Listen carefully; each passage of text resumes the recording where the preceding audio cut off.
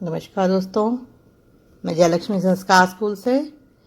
तो चलिए शुरू करते हैं आज की न्यूज़ और कुछ नए अपडेट्स जो हम आपके लिए लेकर आए हैं। तो सबसे पहले हम बात करेंगे 8th CPC पर। फिटमेंट फैक्टर 1.92 नया पे मैट्रिक्स नहीं बनेगा। पंजाब केसरी खबर है। बेसिक पे 16,560 की बढ़ोतरी, पे लेवल होंगे मर्ज। यूपीएस एनपीएस ओपीएस तुलनात्मक 50% के पेंशन 10 साल में 10,000 रुपये भी मिलेंगे। इस पर बात करेंगे। पेंशन हक है, कोर्ट का फैसला, no need of income certificate. इस पर डीएससी में ईएसएम की नई भर्ती, नोटिस हुआ जारी। सैनिकों की बच्चियों को या लड़कियों को एमएनएस बनने का मौका मिल रहा है, इस पे बात करेंगे। और ईएसएम जेसीओस पूर्व सैनिक की नई भर्ती, इस पर बड़ी अपडेट है। तो चलिए सबसे पहले हम शुरू करते हैं कि पंजाब केसरी की एक खबर है जिसमें बताया गया है कि कर्मचारियों की सैलरी में भारी बढ़ोतरी होगी, लेकिन नया पे मैट्रिक्स नहीं बनेगा। ये खबर 26 जून की है। तो जैसा कि आप देख पा रहे हैं कि केंद्र सरकार के कर्मचारियों के लिए एक राहत भरी खबर सामने आ रही है। 8वें वेतन आयोग की तैयारियां जो है प्रारंभिक स्तर पर हैं और इससे कई महत्वपूर्ण जो है इनपुट सामने आ चुके हैं। सूत्रों के अनुसार इस बार नया पे मैट्रिक्स नहीं बनाया जाएगा, बल्कि 7वें वेतन आयोग में लागू किए गए मौजूदा पे मैट्रिक्स को ही आधार बनाया जाएगा। बदलाव होगा डेटा और फिटमेंट फैक्टर में। तो इस बार केवल डेटा अपडेट किया जाएगा, जैसे नया फिटमेंट फैक्टर या संशोधित न्यूनतम वेतन, और संभावित रूप से कुछ लेवल्स पे लेवल्स का मर्जर होगा। इससे कर्मचारियों की बेसिक सैलरी में सीधा फायदा होगा। पे मैट्रिक्स क्यों नहीं बदला? क्योंकि 7वें वेतन आयोग में एक 18 स्तरीय सरल और पारदर्शी पे मैट्रिक्स लागू किया गया था, जिसने पुराने पे बैंड और ग्रेड पे की जटिलता को समाप्त कर दिया था। अब सरकार की मंशा है कि उसी मैट्रिक्स को आगे बढ़ाया जाए। इसकी संरचना डॉक्टर आर्केमेट की फॉर्मूले पर आधारित है, जो कि एक औसत व्यक्ति की पोषण जरूरतों के आधार पर एक न्यूनतम वेतन तय करता है। और क्या होता है फिटमेंट फैक्टर? फिटमेंट फैक्टर एक गुणांक होता है जिससे मौजूदा बेसिक वेतन को गुणा करके नया वेतन तय किया जाता है। उदाहरण के लिए मौजूदा न्यूनतम बेसिक अगर 18,000 है और अगर नया फिटमेंट फैक्टर 1.92 होता है, तो नई बेसिक सैलरी आपकी 18,000 गुणा में 1.92 तो बन जाएगी 34,560 रुपये। इसी प्रकार सीधी सीधी आप देख पा रहे हैं कि 16,560 की बढ़ोतरी सिर्फ बेसिक वेतन में हो सकती है, और इसके अतिरिक्त डीए, एचआरए, टीए जैसे भत्ते भी बढ़ेंगे। पे लेवल्स का कुछ मर्जर यानी कि प्रमोशन के रास्ते होंगे आसान। वर्तमान पे मैट्रिक्स के 18 लेवल हैं। सूत्रों के मुताबिक सरकार इन लेवल्स को कम करने पर विचार कर रही है, जिससे कि पे ग्रेड और प्रमोशन सिस्टम अधिक सरल हो सकते हैं। संभावना है कि शुरुआती 6 लेवल्स को 3 में मर्ज किया जा सकता है, जैसे पे लेवल 1 को 2 के साथ, 3 को 4 के साथ। इस तरीके से पे लेवल्स आपके मर्ज हो सकते हैं। अब अगली खबर की हम बात करते हैं कि ओपीएस, एनपीएस, यूपीएस किस में किस तरीके से जो है पेंशन बनेगी, इस पर हम बात करते हैं। किस में कितनी पेंशन मिलेगी, किस में बेनिफिट ज़्यादा है। तो यूपीएस में जैसा कि आप जानते हैं 50% आपको जो है पेंशन मिलेगी। जो लास्ट 12 मंथ्स की आपकी बेसिक होगी उसका एक एवरेज निकाला जाएगा, और उसका जो है एक एवरेज निकाला जाएगा, और उसका 50% आपको जो है पेंशन के रूप में दिया जाएगा। 10 से 25 साल की सर्विस वालों को ही पेंशन मिलेगी यूपीएस के अंडर। और बात कर ले एनपीएस की। एनपीएस इन्वेस्टमेंट पर डिपेंड करता है कि कितना आपने इन्वेस्टमेंट किया, उसके आधार पर आपकी पेंशन बनेगी। ओपीएस 50% की जो है पेंशन की गारंटी देता है। ओपीएस में लास्ट 10 महीने की जो आपकी सैलरी होती है उसका एवरेज करके उसके आधार पर आपको पेंशन दी जाती है। 10 से 20 साल की सर्विस जो है ज़रूरी है।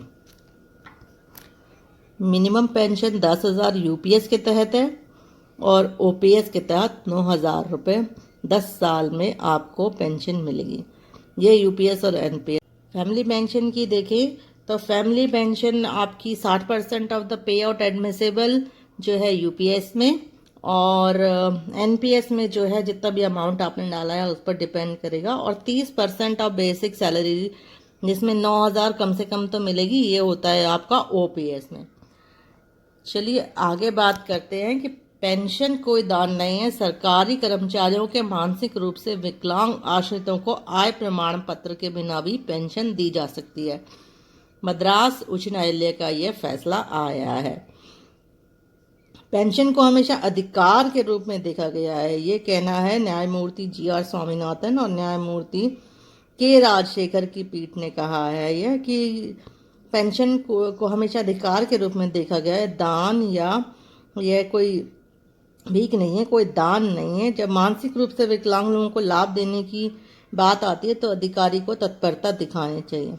ऐसा दृष्टिकोण जो है उस परोपकारी उद्देश्य को पूरा करेगा जो उसे प्रभावी बनाएगा, जिसके लिए वैधानिक नियम बनाए गए हैं। उन्हें भारत के संविधान के अनुच्छेद 21 के एक और पहलू के रूप में देखा जाना चाहिए। हमारा मानना है कि मानसिक रूप से विकलांग पेंशन भोगी के बेटे बेटी को जो पेंशन नियमों के दायरे में आते हैं उन्हें सभी स्रोतों से आय दर्शाने वाले प्रमाण पत्र पर जोर दिए बिना अपने दम पर आजीविका कमाने के लिए असमर्थता प्रमाण पत्र प्रस्तुत करने पर पारिवारिक पेंशन वितरित की जानी चाहिए। वैधानिक नियमों के उल्लेखित दस्तावेजों को प्रस्तुत करने के बाद बिना किसी देरी के मंजूरी आदेश पारित किया जाना चाहिए, यानी कि उन्हें कोई भी आय प्रमाण पत्र प्रस्तुत करने की ज़रूरत नहीं है। अगली बात करते हैं कि डीएससी में भर्ती को लेकर एक नया नोटिस जारी हुआ है।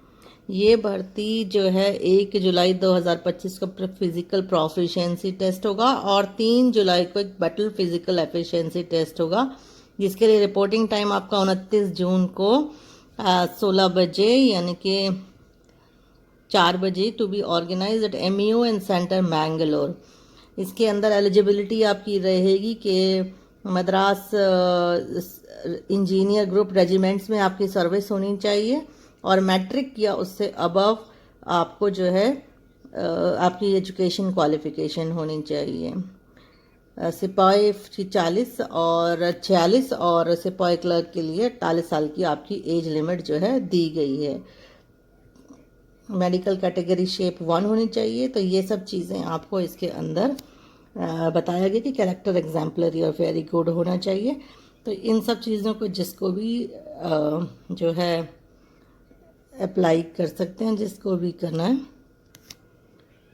इसके अलावा सैनिकों के बच्चों को MNS बनने का एक मौका मिला है। DSC में नर्सिंग पोस्ट निकली 2025 में।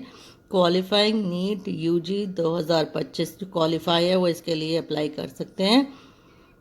इसमें AFMS इंस्टीट्यूट में आपका दाखिला होगा, जिसमें आपको जो है नर्सिंग पढ़ने के लिए आपका रास्ता खुल जाएगा। तो इसके लिए आपको www.joinindianarmy.nic.in पर आपको अप्लाई करना है।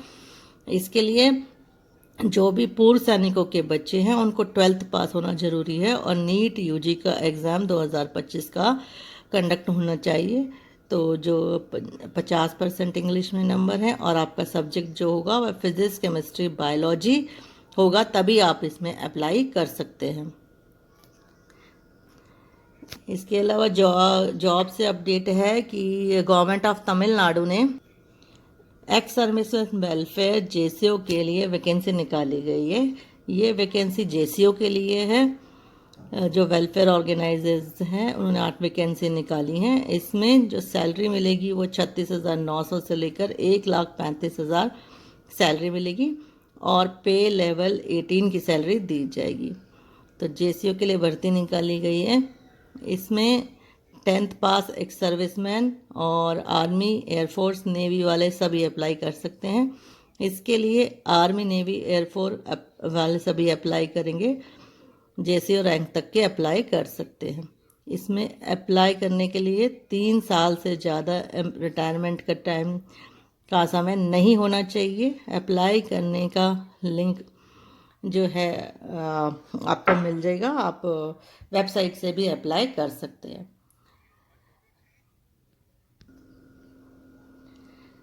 तो गाइज ये था आज का आपके लिए वीडियो, कुछ नई लेटेस्ट न्यूज़ और अपडेट्स। तो अगर आपको न्यूज़ और अपडेट्स और चाहिए तो आप हमारा चैनल जो है सब्सक्राइब कर लें और नोटिफिकेशन का बेल बटन ऑन कर लें, ताकि नई वीडियो आते ही आपको हर नोटिफिकेशन पहले मिल जाए। If you like then please share and subscribe the channel. Thank you guys.